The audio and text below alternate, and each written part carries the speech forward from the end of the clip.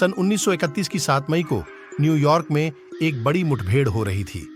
यह मुठभेड़ उस समय अपने अंतिम पड़ाव पर थी, इसलिए लोगों के बीच इसका बहुत रोमांच था।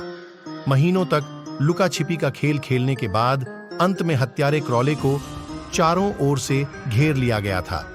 वहां पर वह दुनाली बंदूक नाम से मशहूर था।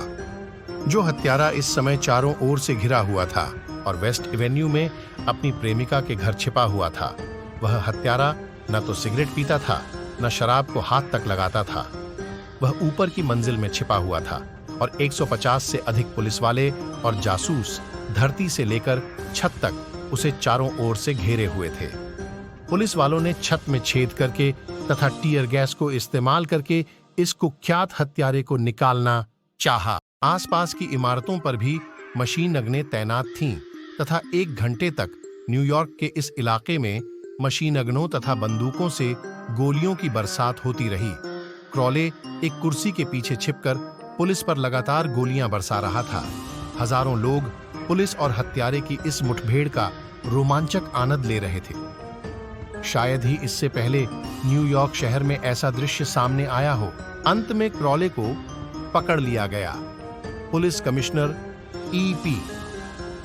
मलरूनी ने बताया कि वह न्यूयॉर्क के इतिहास में अब तक के सबसे खतरनाक अपराधियों में से एक था।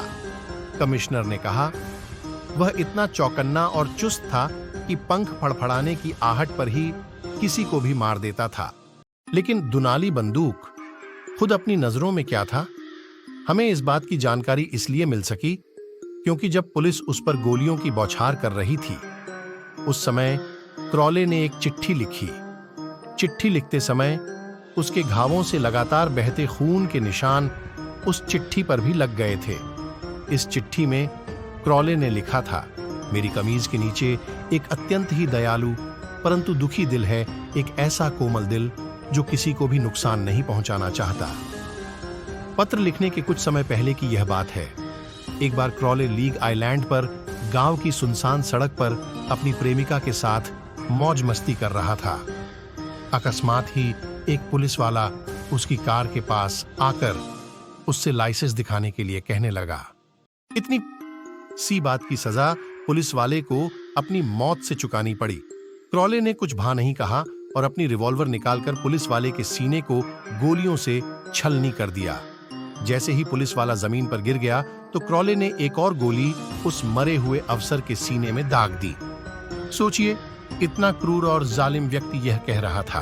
यह कह रहा कि मेरी इस कमीज के नीचे एक अत्यंत ही दयालु परंतु दुखी दिल है, एक ऐसा दिल जो किसी को भी हानि नहीं पहुंचाना चाहता है।